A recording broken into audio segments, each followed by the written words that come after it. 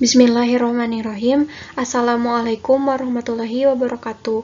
Kami dari kelompok 2 akan mempresentasikan hasil diskusi kami mengenai interaksi antar molekul.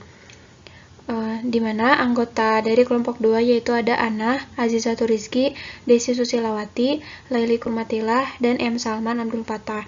Untuk materi pertama akan disampaikan oleh saya sendiri mengenai interaksi antar molekul. Untuk yang pertama ada interaksi antar molekul, interaksi van der Waals. Interaksi van der Waals ini merupakan interaksi yang menarik antara molekul kulit terluar pada jarak antar molekul sebesar 1/R⁻⁶. Selain itu, di sana ada juga interaksi antar ion dan muatan pasca molekul polar, serta tolakan interaksi yang mencegah perubahan materi menjadi kepadatan nuklir. Nah, interaksi itu muncul dari tolakan kolom dan secara tidak langsung dari prinsip Pauli dan pengecualian elektron dari daerah ruang orbital spesies tetangga yang mengalami tumpang tindih. Baik, untuk selanjutnya ada interaksi antara dipol. Nah, interaksi antar dipol ini memiliki energi potensi yang mengiringi interaksi tersebut, di mana jumlah energi potensial tolakan antara muatan dan tarikan sejenis antara muatan berlawanan ditunjukkan melalui persamaan berikut. Pi sama dengan 1/4πN0 dikali negatif Q1 Q2 per L dikurangi 1/2L ditambah Q1 dikali Q2 per L ditambah 1/2L sama dengan Q1 dikali Q2 per 4πN0R dikali negatif 1/1 dikurangi X plus 1/1 plus X. Nah, di mana X ini sama dengan 1/2R. Karena 1 kurang dari R untuk dipol titik ini dapat disederhanakan dengan memperluas istilah dalam X dan mempertahankan hanya istilah utama, sehingga rumusnya itu menjadi yang ada di bawah. Nah, rumusnya itu lebih sederhana dari rumus yang ada di atas. Nah, untuk Q1L itu sama dengan mu1, sehingga persamaannya menjadi Pi sama dengan negatif mu1 Q2 per 4π N0R⁻². Persamaan ini harus dikalikan dengan cos theta ketika muatan titik terletak pada sudut theta terhadap sumbu dipol, dengan mu dalam kolom atau meter, Q2 dalam kolom, dan R dalam meter, dan V diperoleh dalam joule. Baik, di sini ada tabel beberapa energi potensial dari beberapa interaksi. Yang pertama ada interaksi ion-ion. Nah, interaksi ion-ion ini memiliki jarak potensial energinya di 1/R. Nah, sehingga menghasilkan energi sebesar 250 kJ mol pangkat min 1, di mana ini hanya terjadi di antara ion-ion. Kemudian ada interaksi ion dipol. Nah, jaraknya 1/R⁻² memiliki energi potensial 15 kJ mol pangkat min 1. Kemudian ada interaksi dipol-dipol, di mana di sini memiliki 2 jarak energi potensial. Ada 1/R⁻³ yang memiliki energi potensial 2 kJ mol pangkat min 1. Ini terjadi di stasioner molekul polar. Kemudian pada jarak 1/R⁻6 memiliki energi 0,6 kJ mol pangkat min 1. Ini terjadi di antara rotasi molekul polar. Nah, selanjutnya ada interaksi London atau dispersi. Nah, dispersi ini terjadi di jarak 1/R⁻6, di mana memiliki energi potensial sebesar 2 kJ mol pangkat min 1. Nah, ini terjadi di antara semua tipe dari molekul. Baik, untuk selanjutnya ada titik muatan, di mana titik muatan ini terdiri dari susunan.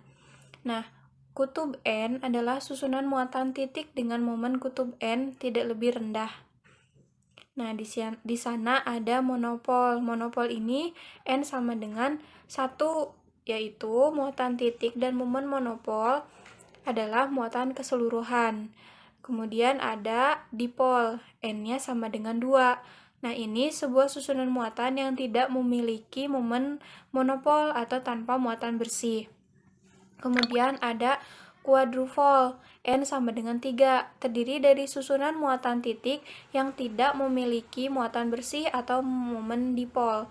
Nah, seperti contohnya itu adalah molekul karbon dioksida. Kemudian ada sebuah oktupol, di mana N sama dengan 4, terdiri dari susunan muatan titik yang jumlahnya ke 0 dan yang tidak memiliki momen dipol maupun momen kuadrupol. Contoh molekulnya yaitu adalah CH4.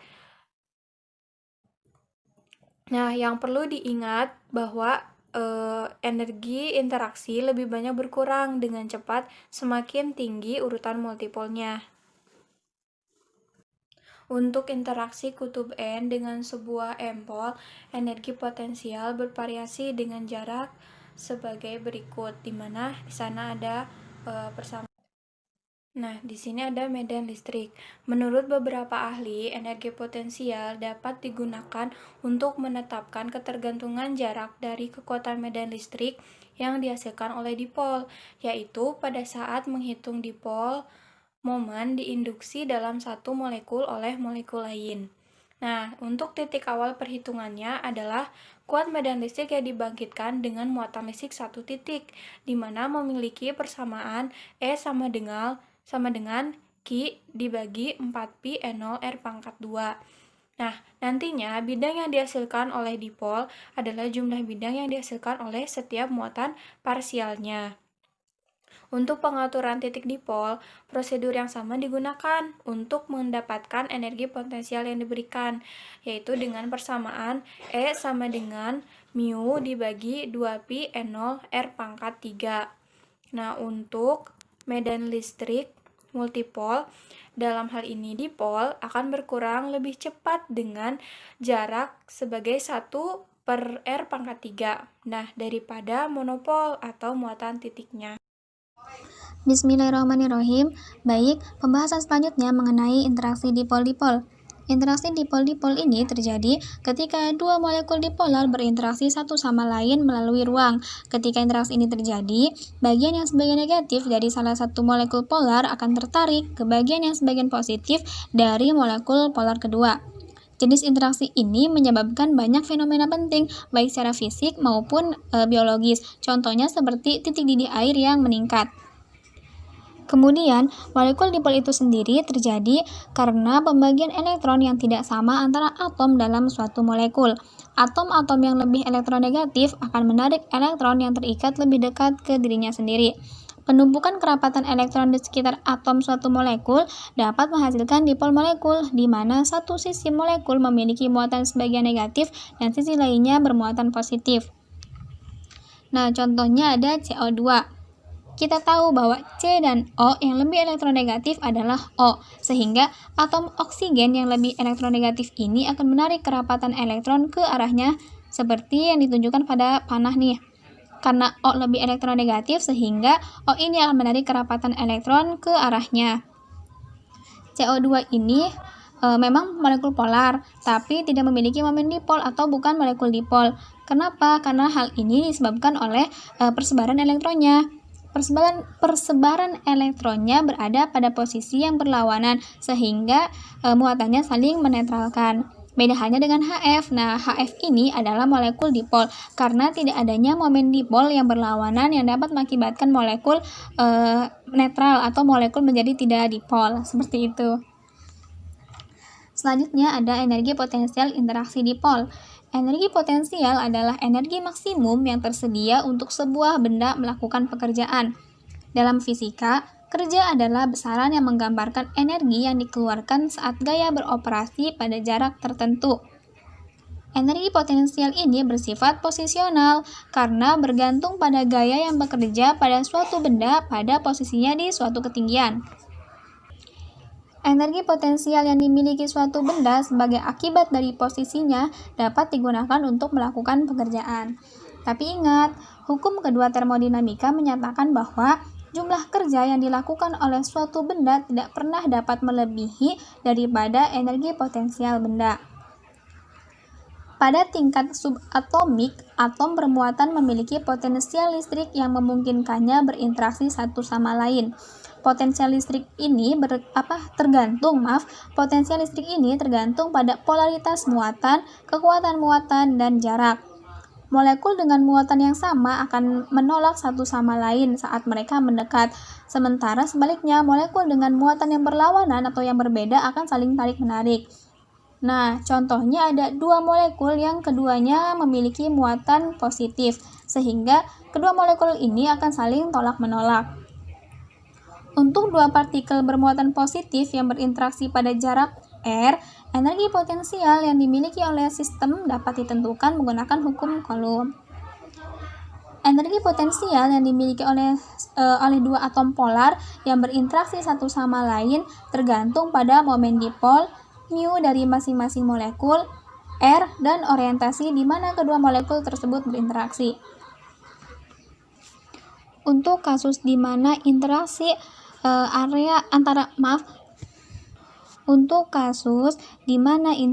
antara area sebagian positif dari satu molekul dengan area sebagian negatif dari molekul lain, energi potensialnya diperoleh dengan persamaan berikut, di mana E0 ini adalah permeabilitas ruang, dan jika tidak terjadi interaksi dipol molekul dalam manor ujung ke ujung yang lurus, maka kita harus memperhitungkan untuk perubahan energi potensial akibat sudut antara dipol tersebut, sehingga kita dapat menambahkan suku sudut ke persamaan pada slide sebelumnya, sehingga persamaannya menjadi seperti ini, di mana Theta 12 ini adalah sudut yang dibuat oleh dua dipol yang bermuatan berlawanan, dan R12 ini adalah jarak antara dua molekul. Juga Theta 1 dan Theta 2 adalah sudut yang dibentuk oleh dua dipol sehubungan dengan garis yang menghubungkan pusatnya. Sehingga penting juga untuk kita mengetahui energi potensial momen dipol untuk lebih dari dua molekul yang berinteraksi. Jadi, untuk sistem di mana tiga molekul bermuatan yang berinteraksi, yaitu dua molekul bermuatan positif dan satu molekul bermuatan negatif, kita perlu mempertimbangkan sudut antar gaya tarik dan repelan. Contohnya seperti ini. Ada dua molekul bermuatan positif dan satu molekul bermuatan negatif yang saling berinteraksi, sehingga energi potensial untuk interaksi dipol antara beberapa molekul bermuatan ini berlaku persamaan seperti ini, di mana K ini adalah konstanta Coulomb dan R adalah jarak antar molekul. Nah, ini ada contoh soal. Hitung energi potensial interaksi dipol-dipol antara 2 HF molekul berinteraksi sepanjang sumbu X dalam bidang koordinat XY yang luas muatan positifnya dipisahkan oleh 5 angstrom dari luas muatan negatif dari molekul yang berdekatan. Sehingga untuk menyelesaikan soal tersebut, kita harus mengetahui terlebih dahulu momen dipol dari molekul HF. Momen dipol dari molekul HF dapat kita temukan di banyak literatur, sehingga mu-nya adalah 1,92 dBy atau yang dilambangkan dengan huruf D. Kemudian, asumsikan bahwa molekul berada dalam ruang hampa sedemikian rupa, sehingga E0-nya adalah 8, nah, ini ya pokoknya. Kemudian, kita konversikan momen dipol ini ke satuan cm, sehingga 1,92 D atau dBy ini kita kalikan dengan cm, maka diperoleh hasilnya ini 6,4044 kali 10 pangkat min 30 cm. Selanjutnya kita gunakan persamaan yang sebelumnya, pada slide sebelumnya, yaitu V sama dengan 2μ1 dikali μ2 per 4pi E0 R pangkat 3 untuk menghitung energi interaksi. Sehingga kita bisa masukkan nilai-nilainya. Sehingga akan diperoleh hasil akhirnya adalah ini. Selanjutnya, ada interaksi dipol-dipol dalam sistem makroskopis. Berdasarkan pembahasan di atas, bahwa dalam sistem yang terdiri dari sejumlah besar molekul dipolar yang berinteraksi secara acak satu sama lain, maka V-nya harus menjadi 0 karena molekul mengadopsi semua kemungkinan orientasi. Energi interaksi dua dipol yang berputar bebas adalah 0. Akan tetapi, karena energi potensial timbal baliknya bergantung pada orientasi relatifnya, molekul-molekul tersebut pada kenyataannya tidak berputar sepenuhnya dengan bebas. Dan faktanya, orientasi energi yang lebih rendah sedikit disukai, sehingga terdapat interaksi rata-ratanya bukan 0 antara molekul polar. Energi potensial rata-rata dari dua molekul berputar yang dipisahkan oleh jarak r adalah berlaku persamaan sebagai berikut. Nah, ini. Pokoknya gitu ya. Jadi, energi potensial negatif dari dua dipol molekul yang berpartisipasi dalam interaksi yang menguntungkan akan dihilangkan oleh energi positif dari dua dipol molekul yang berpartisipasi dalam interaksi energi potensial tinggi. Nah, contohnya seperti ini. Hitung energi rata-rata molekul HF yang berinteraksi satu sama lain dalam jumlah besar. Solusi dengan asumsikan bahwa molekul berjarak 4 angstrom terpisah dalam larutan suhu kamar. Untuk menyelesaikan permasalahan ini, kita bisa menggunakan rumus pada slide sebelumnya. Nah, ini untuk menghitung energi potensial massalnya. Karena mu-nya sudah diketahui ya pada soal sebelumnya, jadi kita tinggal masuk-masukkan. Dan E0-nya juga sudah diketahui ya pada soal sebelumnya. Kita masukkan, dan T-nya juga karena dianggap pada suhu kamar, namun tetap harus dikonversikan ke satuan Kelvin. Sehingga akan diperoleh hasilnya ini. Pembahasan selanjutnya ada interaksi dipol induksi dipol. Sebuah molekul polar dengan momen dipol mu1 dapat menginduksi dipol mu bintang 2 di samping molekul terpolarisasi. Nah, perhatikan gambar berikut ini. Pada gambar A menunjukkan sebuah molekul polar yang ditunjukkan dengan panah ungu dapat menginduksi dipol atau menyebabkan dipol yang ditunjukkan pada panah putih dalam molekul non-polar. Dan gambar B ini orientasi yang terakhir mengikuti orientasi sebelumnya sehingga interaksi rata-ratanya tidak sama dengan 0. Dipol yang diinduksi berinteraksi permanen dengan dipol dari molekul pertama dan keduanya tertarik bersama. Interaksi rata-rata energi ketika pemisahan molekul meningkat sehingga berlaku persamaan ini. Di mana A2 aksennya ini adalah volume polarisasi molekul 2 dan mu1 adalah dipol permanen momen molekul 1. Sehingga energi interaksi dipol induksi dipol ini tidak bergantung pada suhu karena gerakan termal yang tidak berpengaruh pada proses rata-rata. Apalagi seperti interaksi dipol-dipol, energi potensial bergantung pada 1/r⁻⁶. Ketergantungan jarak ini berasal dari ketergantungan 1/r⁻3. Dan ketergantungan 1/r⁻3 dari energi potensial interaksi antara dipol permanen dan induksi.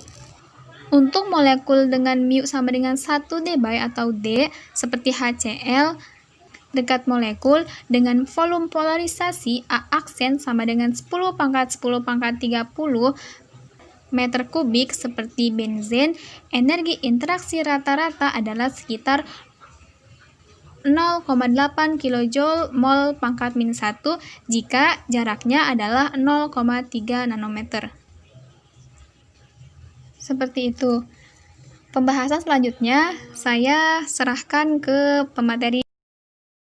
Bismillahirrahmanirrahim. Assalamualaikum warahmatullahi wabarakatuh. Di sini saya Azizatul Rizky akan menjelaskan tentang interaksi dipol yang diinduksi dipol. molekul nonpolar seperti AR menarik satu sama lain meskipun keduanya tidak memiliki momen dipol permanen. Nah, bukti melimpah untuk adanya interaksi di antara mereka adalah pembentukan fase terkondensasi zat nonpolar seperti kondensasi hidrogen atau argon menjadi cairan pada suhu rendah. Nah, interaksi antara molekul nonpolar muncul dari dipol transien yang dimilikinya. Semua molekul sebagai akibat dari fluktuasi posisi elektron sesaat. Kedua dipol menarik satu sama lain dan energi potensial pasangan diturunkan. Meskipun molekul pertama akan terus mengubah ukuran dan arah dipol sesaatnya. Distribusi elektron dari molekul kedua akan mengikuti, yaitu dua dipol berkolerasi searah.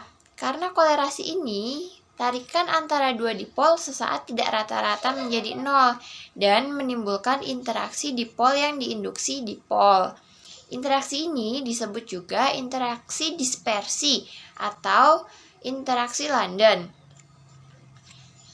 Nah, molekul kutub juga berinteraksi melalui interaksi dispersi. Molekul semacam itu juga memiliki dipol sesaat. Satu-satunya perbedaan adalah bahwa rata-rata waktu dari setiap dipol yang berfluktuasi tidak hilang, tetapi sesuai dengan dipol permanen. Oleh karena itu, molekul semacam itu berinteraksi baik melalui dipol permanennya maupun melalui fluktuasi seketika yang berkolerasi dalam dipol ini.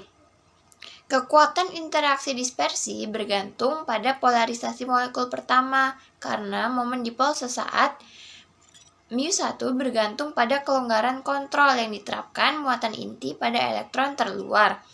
Kekuatan interaksi juga tergantung pada polarisasi molekul kedua, karena polarisasi tersebut menentukan seberapa mudah sebuah dipol yang dapat diinduksi oleh molekul lain.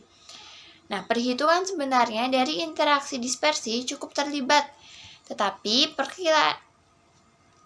perkiraan yang masuk akal untuk energi interaksi diberikan oleh rumus London, yaitu V sama dengan min C per R⁻6 atau C sama dengan 3/2 dikali A1 kali A2 alfa 1 kali alfa 2 kemudian I1 kali I2 per I1 ditambah I2, di mana I1 dan I2 adalah energi ionisasi dari dua molekul. Interaksi ini juga sebanding dengan kebalikan pangkat 6 dari pemisahan molekul, yang mengidentifikasinya sebagai kontribusi ketiga untuk interaksi van der Waals. Interaksi dispersi umumnya mendominasi semua interaksi antar molekul selain ikatan hidrogen. Selanjutnya, ada ikatan hidrogen. Ikatan hidrogen adalah interaksi antara dua spesies yang muncul dari tautan bentuk AH ke B, di mana A dan B adalah elemen yang sangat elektronegatif dan B memiliki pasangan elektron bebas. Ikatan hidrogen secara konvensional dianggap terbatas pada unsur nitrogen, oksigen, dan fluor. Tetapi, jika B adalah spesies anionik seperti Cl-, ia juga dapat berpartisipasi dalam ikatan hidrogen. Tidak ada batasan yang ketat untuk kemampuan berpartisipasi dalam ikatan hidrogen, tetapi unsur nitrogen, oksigen, dan fluor berpartisipasi paling aktif. Selanjutnya, pembentukan ikatan hidrogen dapat dianggap sebagai pendekatan antara muatan positif parsial H dan muatan negatif parsial B, atau sebagai contoh khusus pembentukan orbital, molekul yang terdelokalisasi di mana A, H, dan B masing-masing memasok satu orbital atom dari mana 3 orbital molekul tersebut dibangun.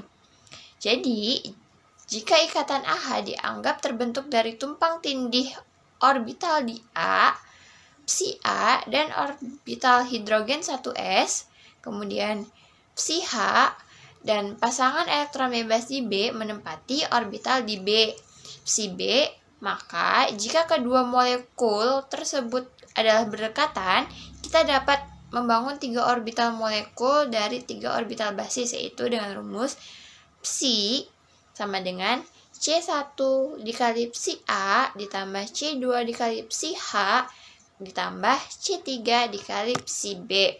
Nah, salah satu orbital molekul adalah orbital ikatan yang satu hampir tidak terikat dan yang ketiga anti ikatan. Ketiga orbital ini perlu menampung 4 elektron, yaitu 2 dari ikatan AH asli dan 2 dari pasangan elektron bebas B. Jadi, 2 orbital ikatan dan 2 lainnya masuk ke orbital non-ikatan, karena orbital anti ikatan tetap kosong. Efek totalnya bergantung pada lokasi persis dari orbital yang hampir tidak terikat, dapat berupa penurunan energi. Kemudian, selanjutnya, ikatan hidrogen ini bisa simetris ataupun tidak simetris. Dalam ikatan hidrogen simetris, atom H terletak di tengah-tengah antara 2 atom lainnya. Susunan ini jarang terjadi, tetapi terjadi di FH. Nah, di mana panjang ikatannya adalah 1200 pikometer.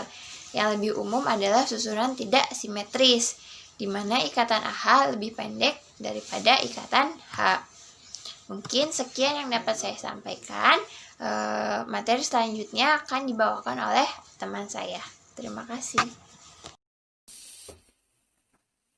Oke, baik teman-teman. Selanjutnya yaitu interaksi hidrofobik.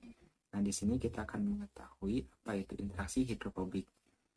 Poin pertama yaitu molekul-molekul nonpolar bersifat tidak larut dalam air. Nah, seperti kita ketahui bahwa air ini bersifat polar ya. Nah, sehingga molekul-molekul ini yaitu dinamakan molekul hidrofobik. Seperti prinsip kelarutan yaitu like dissolve like ya, dimana yang polar larut dengan polar, kemudian non-polar pun larut dengan non-polar, seperti itu. Poin selanjutnya yaitu ikatan kovalen antara 2 atom karbon dan antara atom karbon dengan atom hidrogen adalah contoh-contoh dari ikatan non-polar, seperti itu ya. Baik, selanjutnya kekuatan yang mendorong terjadinya asosiasi atau agregasi antara molekul-molekul di dalam air ini disebut dengan interaksi hidrofobik ya. Jadi ini yang dinamakan dengan interaksi hidrofobik. Kemudian poin selanjutnya dapat kita lihat ya, gambar di bawah ini yaitu ketika molekul hidrokarbon ya sebagai zat terlarutnya yaitu dikelilingi oleh air sebagai zat pelarut. Nah, maka dapat kita lihat bahwa setiap molekul hidrokarbon ini dikelilingi oleh molekul-molekul air, seperti itu. Jadi tidak terjadi kelarutan. Oke, next slide selanjutnya. Nah, berdasarkan termodinamika transfer zat terlarut hidrokarbon nonpolar dari pelarut nonpolar dalam air, proses interaksi hidrofobik ini adalah endrogenik atau delta G lebih besar daripada 0. Kemudian peningkatan polaritas pelarut yang bersifat eksotermik, delta H lebih kecil daripada 0 ya.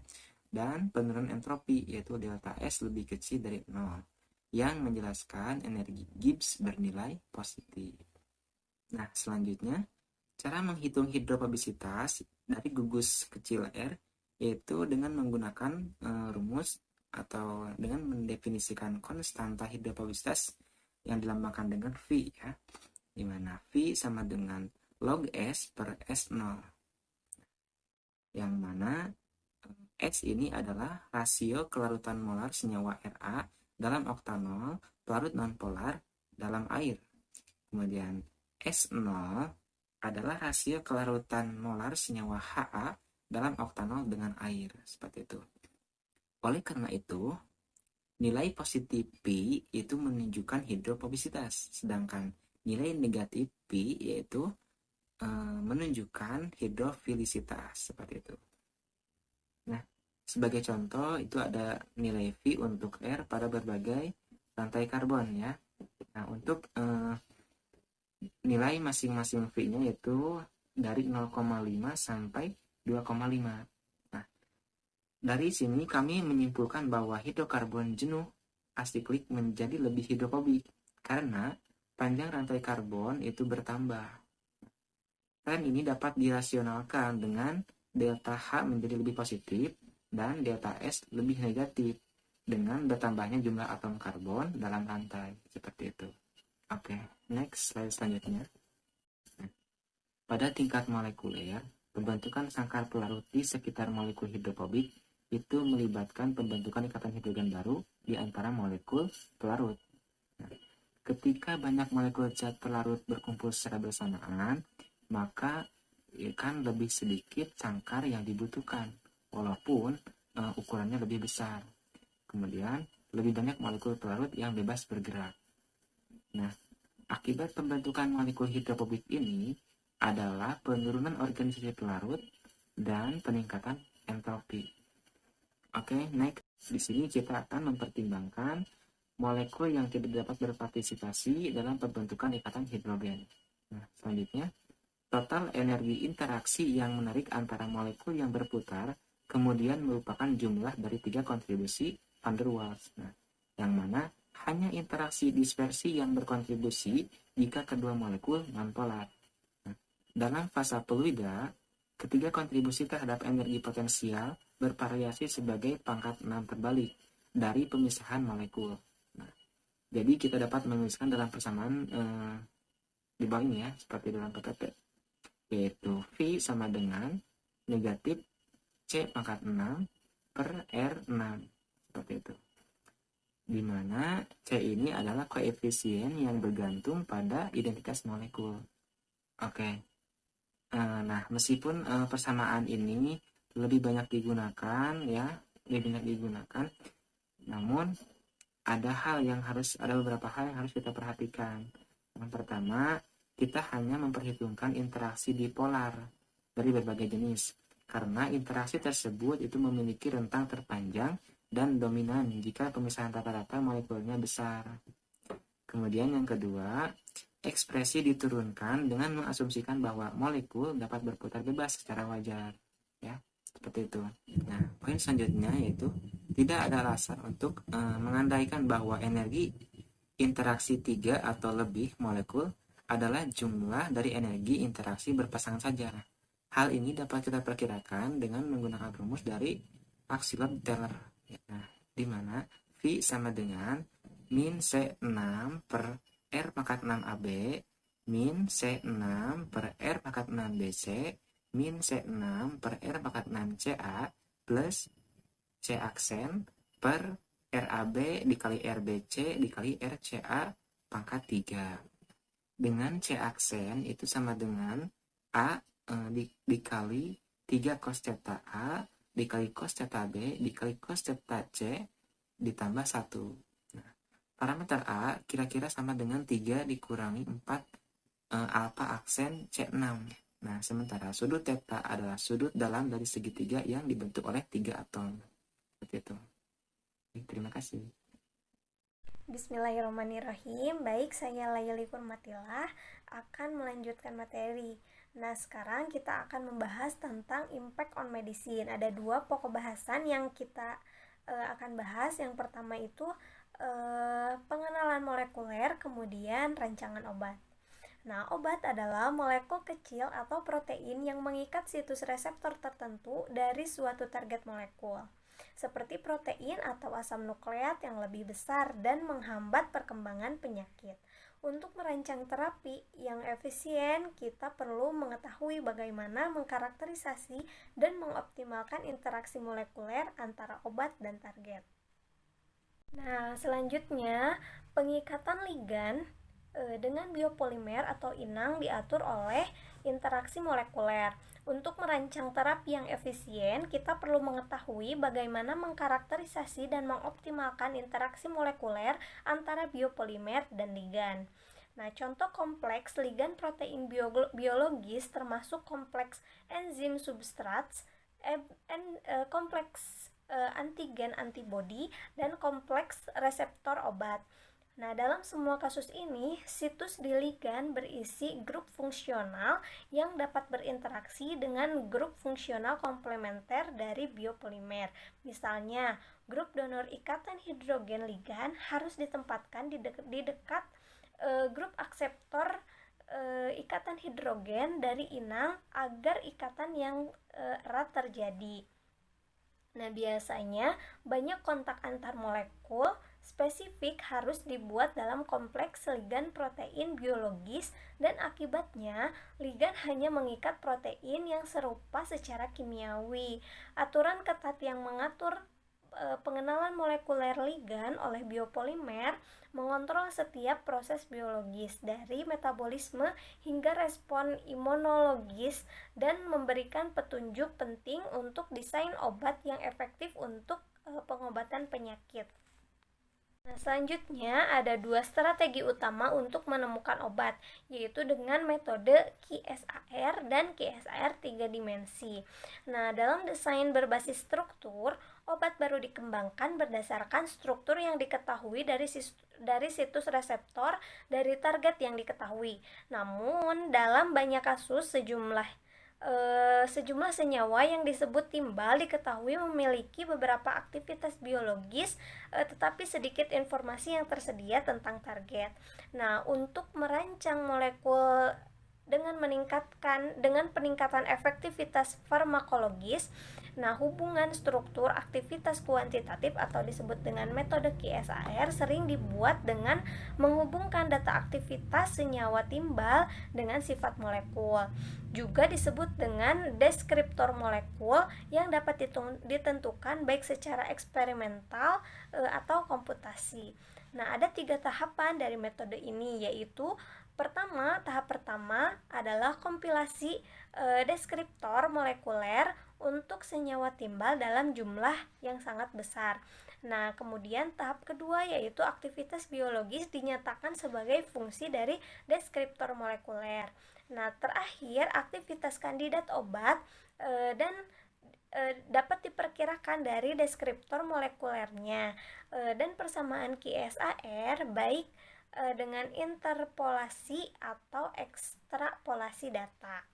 Nah, kemudian teknik QSAR tradisional telah disempurnakan menjadi QSAR 3D atau 3 dimensi, di mana metode komputasi yang canggih digunakan untuk mendapatkan wawasan lebih jauh tentang fitur 3 dimensi dari kandidat obat yang mengarah pada pengikatan ketat ke situs reseptor target. Nah, prosesnya dimulai dengan menggunakan komputer untuk melapiskan model struktur 3 dimensi dari senyawa timbal yang menjadi ciri-ciri dan mencari ciri-ciri umum seperti kemasan, bentuk, lokal gugus fungsi, dan plot potensi elektrostatis yang dapat diperoleh dari perhitungan orbital molekul. Nah, asumsi kunci dari metode ini adalah bahwa fitur struktural umum menunjukkan sifat molekuler yang meningkatkan pengikatan obat ke reseptor. Nah, kumpulan molekul yang tumpang tindih kemudian ditempatkan di dalam kisi titik 3 dimensi. Metode QSAR dan 3D QSAR meskipun kuat memiliki kekuatan terbatas.